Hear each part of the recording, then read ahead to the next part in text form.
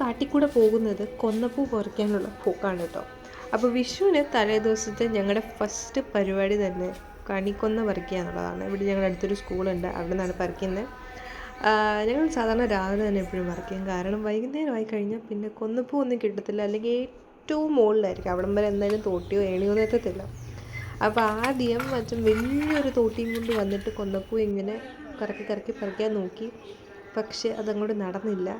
എന്നിട്ട് ഞാനും അത് കണ്ടപ്പം തോട്ടിക്ക് വലിയ വെയിറ്റ് ഇല്ല എന്ന് വിചാരിച്ച് ഞാനും ചുമ്മാ പറിക്കാൻ നോക്കിയിട്ട് നടന്നില്ല.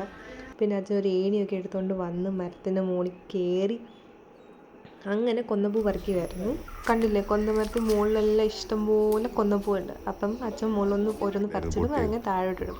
അങ്ങനെ അച്ഛൻ പറിക്കുന്ന കണ്ടിട്ട് എനിക്കും കൂടെ മരത്തിൻ്റെ മുകളിൽ കയറാൻ ഒരു ചെറിയൊരാഗ്രഹം. അപ്പോൾ ആ ഏണി കൂടെ ഞാനും മുകളിൽ വലിഞ്ഞു കയറി കൊന്നപ്പൂവൊക്കെ ഇങ്ങനെ പറിക്കുകയാണ്. അങ്ങനെ ഞങ്ങൾ ഇത്രയും കൊന്നപ്പൂക്കൾ പറിച്ചിട്ടുണ്ട്. അങ്ങനെ അങ്ങനെ കണിക്കൊന്ന പറിച്ചു കഴിഞ്ഞിരിക്കുന്നു.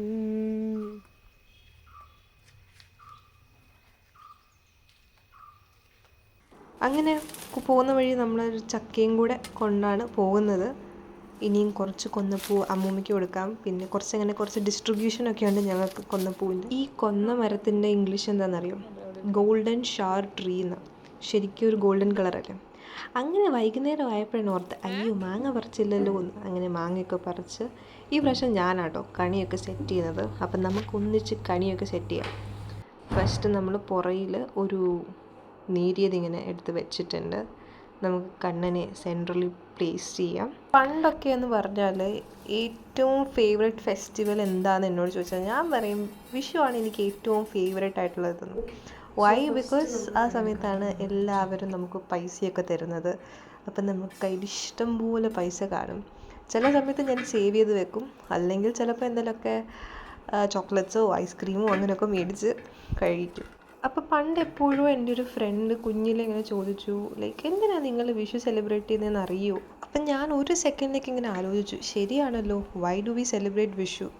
കുഞ്ഞായതുകൊണ്ട് അങ്ങനെ വലുതായിട്ടൊന്നും അറിയത്തില്ലായിരുന്നു. കുറച്ചൊരു ടെക്നിക്കൽ ടേംസിൽ പറയുകയാണെന്നുണ്ടെങ്കിൽ സൺ എൻറ്റേഴ്സ് വിഷു സംക്രാന്തി, അതായത് ഏറിസിലേക്ക് പോകുന്നു. അപ്പം ഇതൊരു പവർഫുൾ ട്രാൻസിഷൻ ആണ് ഇൻ ഹിന്ദു കലണ്ടർ.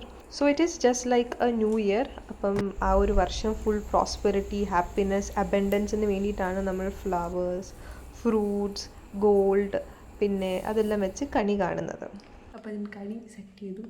നമുക്ക് നാളെ രാവിലെ എണീറ്റ് ബാക്കി കാണിക്കാം. Hi guys, good morning. അപ്പം മോർണിംഗ് ആയിട്ടുണ്ട്, ഞാൻ കുളിച്ചിട്ടുണ്ട്. It's 4 o'clock. കുളിച്ചു, ഞാൻ വിളക്ക് കത്തിച്ചു.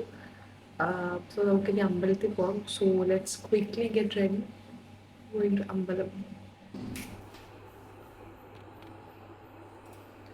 ഓക്കെ, നമ്മൾ റെഡി ആയിട്ടുണ്ട്. ഞാൻ വെച്ച കണി കാണണ്ടേ?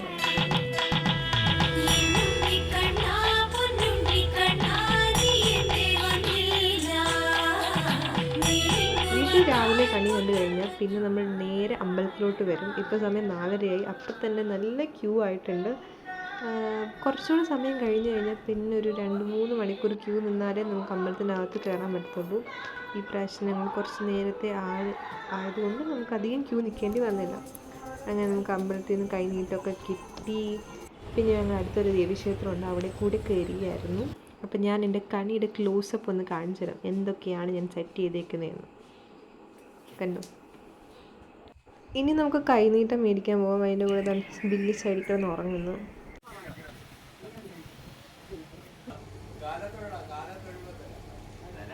അങ്ങനെ കൈനീട്ടമൊക്കെ കിട്ടിക്കഴിഞ്ഞാൽ നമുക്കിനി ഇങ്ങോട്ട് സദ്യ പ്രിപ്പയർ ചെയ്യാം. ഓക്കെ, സോ ഈ പ്രാവശ്യം ഞാൻ 2 ഐറ്റംസാണ് പ്രിപ്പയർ ചെയ്യുന്നത്. ഒന്ന് പായസം, അതെപ്പോഴും യൂഷ്വലായിട്ടുള്ള പായസമാണ്. പപ്പടം ഞാനല്ല കേട്ടോ, അത് അച്ഛൻ്റെ വകയാണ് പപ്പടം. ഞാനൊരു പച്ചടി ഉണ്ടാക്കിയിട്ടുണ്ട്, അത് വഴിയെ ഞാൻ കാണിച്ചു തരാം. സൈഡിൽ കൂടെ അമ്മൂമ്മ കൊണ്ടുപോകുന്നു. നമുക്ക് അമ്മൂമ്മയുടെ വിഷുവിനെ പറ്റി 2 വാക്ക്.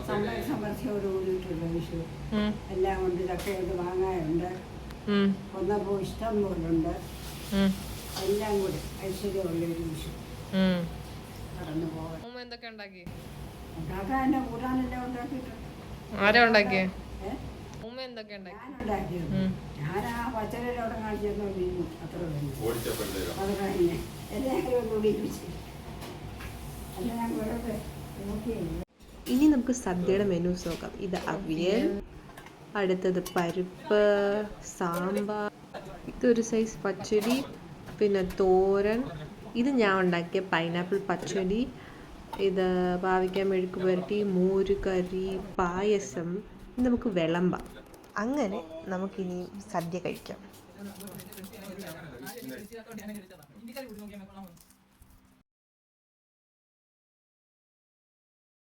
ഞാൻ ഈ എക്സ്പ്രഷൻ ഇടുന്നത് ഞാൻ ഉണ്ടാക്കിയ പച്ചടി കഴിച്ചിട്ടുള്ള എക്സ്പ്രഷനാണ് ഈ ഇടുന്നത്. ഇനി നമുക്ക് പായസം ടൈമാണ്. ഒരു ബോളി എടുക്കുക, അതിലേക്ക് പായസം അങ്ങോട്ട് ഒഴിക്കുക, അങ്ങോട്ട് കഴിക്കുക. വാ, അടിപൊളി ടേസ്റ്റാണ്.